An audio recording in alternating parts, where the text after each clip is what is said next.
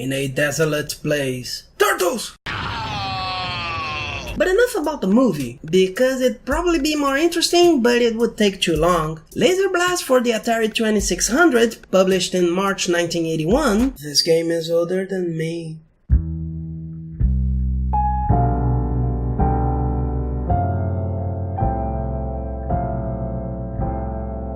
It's a game that can be boring, actually. Well, let me be more clear. If you're thinking of playing something to fire some shots and kill some aliens, oh my god, how could they?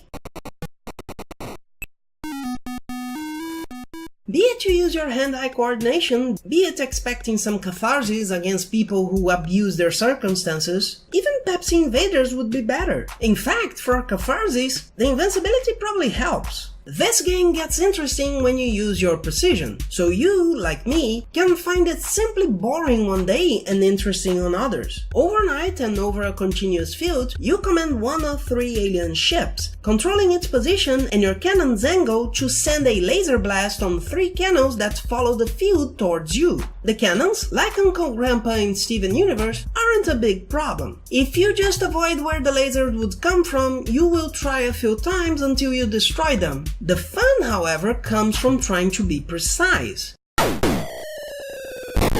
I did say it wasn't a game for just any day. You can try to destroy the cannons and accumulate points with the least shots possible. Hey, it's Atari. Getting extra chips for every 1000 points made, assuming you can predict the prediction lines.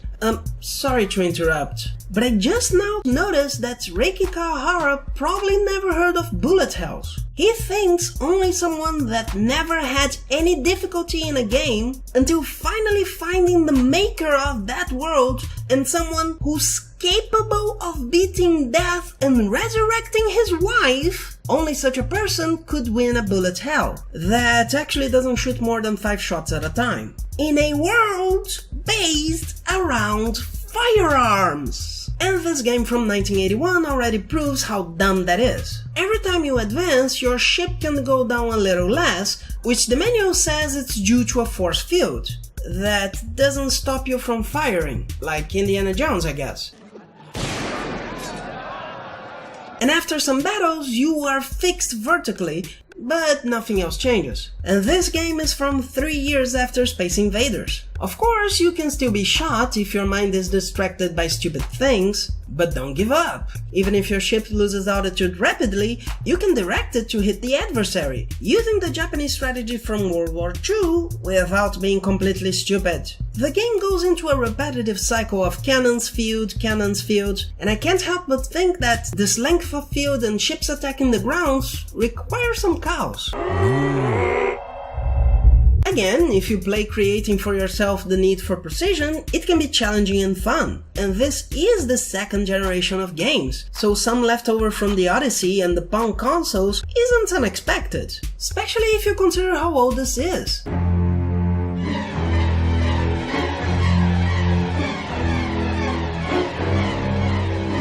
That I use the same distinction for games nowadays, when some create good limitations instead of forcing the player to make the game interesting in their minds. But I can see yourself wanting something more like Space Invaders.